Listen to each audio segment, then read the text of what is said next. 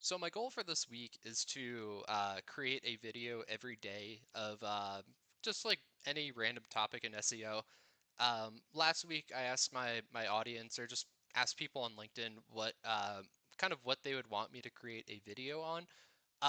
So I just asked for some recommendations. I kind of have a pipe or a little roadmap built out for the week, but for today, one of the comments was asking on how to drive leads, just for specifically for B2B companies. So I figured this would be a good opportunity to kind of show you some of the ways I see are the best ways to get leads through either blog content or just get leads in general through SEO. For this video, I'm going to talk pretty heavily about blog content. So I'm going to show you an example of a company who really does this pretty well. User Pilot is usually one of the main examples that I use when talking about pretty much companies that are doing content marketing well. So I'm just going to kind of walk through what I think they've been doing and then how you can basically replicate this with your own website. I mean, specifically with getting more leads through SEO. So in the case of User Pilot, I'm going to talk a little bit about conversion rate optimization first because I think they have this set up really well. So there's going to be two things here. We're going to talk about conversion rate optimization, and then we're also going to talk about getting more leads with blog content or just with SEO in general. But as for conversion rate optimization, this is something that you're going to want to have set up across your website, your blog content, and with them specifically, there's a few things that they actually do pretty well. You can see over here on the right-hand side, they have a couple of CTAs that they're using. One being their top CTA, which is to book a demo with their product, and also a little webinar that they have that you can basically sign up for here.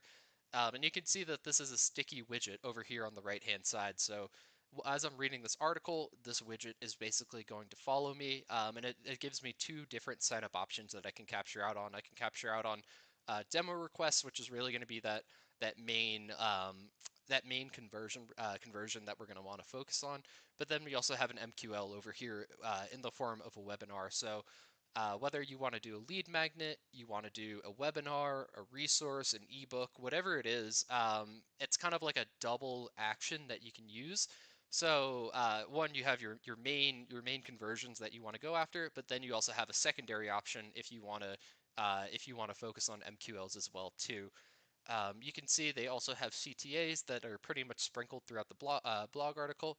I will say with most websites, I usually see them keep a CTA at the bottom of the article, but you can see in this case with their article, it's right at the top. Right as you're starting to read this article, there's a CTA front and center that you can click on. Of course, they also have the get a demo option in the navigation along with the free trial option.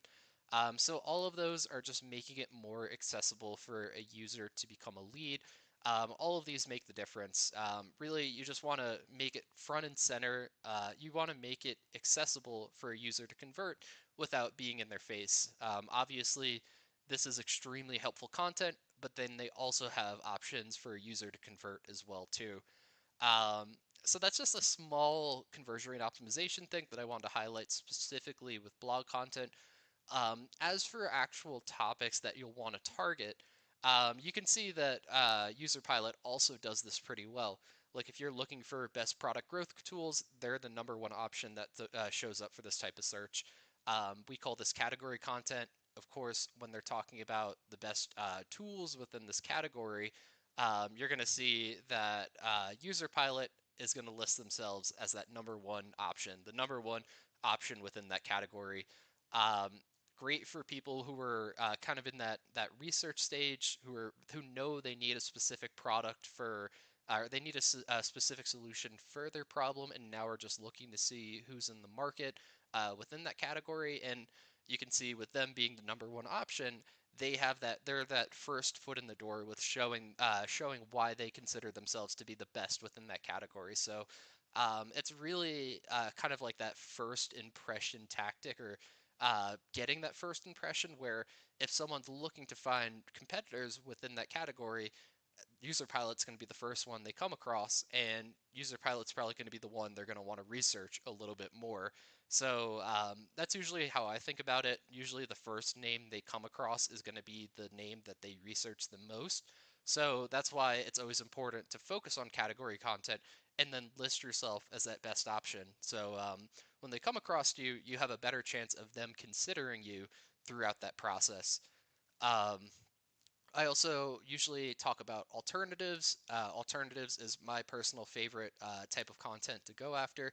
Basically, they have alternative articles built out for all of their competitors or competitors that are direct or even indirect competitors, and basically highlighting themselves as that number one alternative to that specific product. So you can see in this case, Hotjar alternatives, they're doing a little description about Hotjar, but then when they get into the actual alternatives to Hotjar, let's see, user pilot is going to be that number one option. I personally probably would have been a little bit more specific, or at least would have broken these out into H3s to kind of highlight each individual product, maybe with an image along with those products.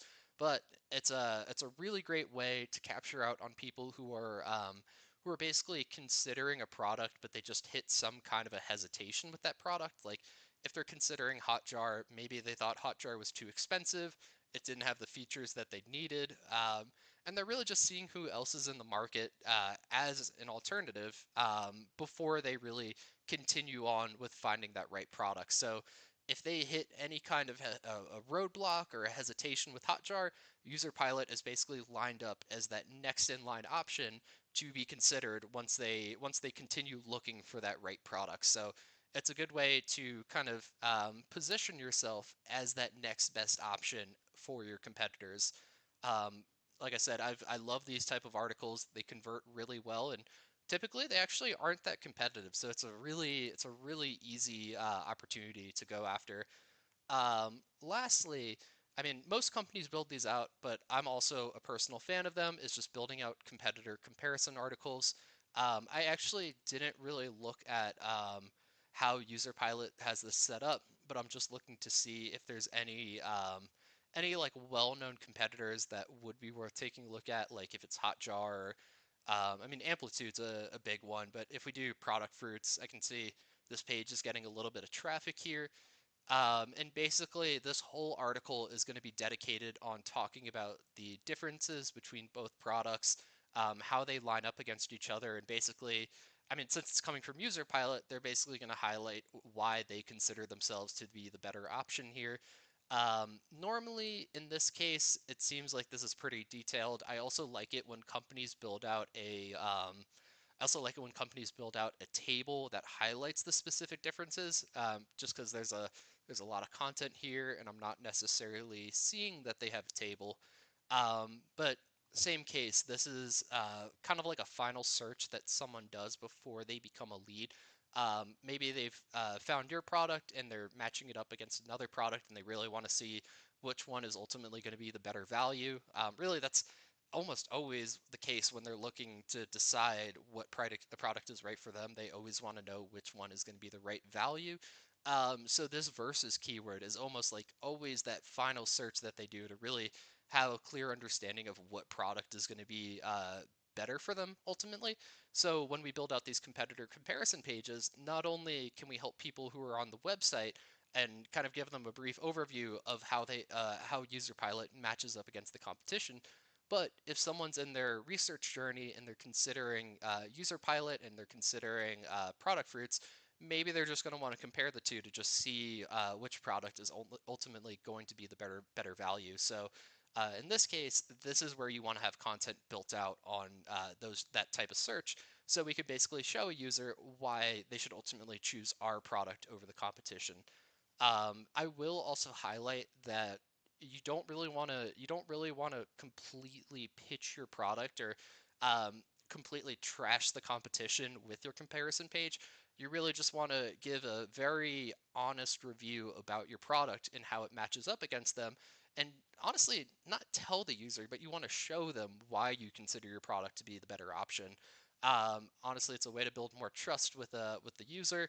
And honestly, if a user is coming to the page and all it reads is we're great, but doesn't actually talk about the specific differences between each product. They have no interest in continue reading on, just reading this whole article. What they want to know is how are the features going to match up against each other, and ultimately, why should I choose your product over the competition? So with this, you really just want to show them, give them as much ammunition as they need to consider your product, and really act as that last stage before they take that next action and convert. Um, so I guess just to kind of summarize this video, I know this went over 10 minutes long, but really, if you want to drive more leads with SEO, the best thing you can do is one, focus on conversion rate optimization. Make sure you have all of the essentials built out on your website. Have your CTAs, your sticky sidebar widgets. Kind of spruce up your content with CTAs. It could be a pop-up CTA, it can be an in-body CTA, but have some kind of a CTA that prompts users to take that next action. I would also recommend having a pricing page so they can kind of continue on with research about the product.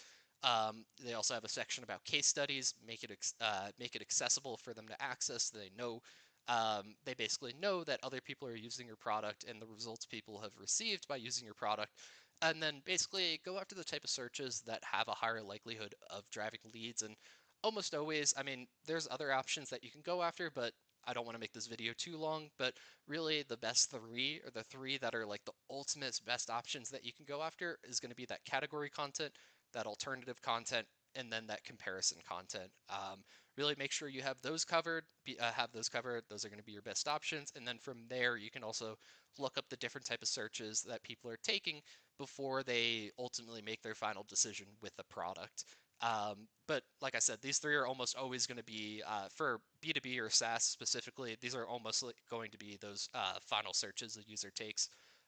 So hope you found this video helpful, and I really appreciate you if you watched the full 12 minutes.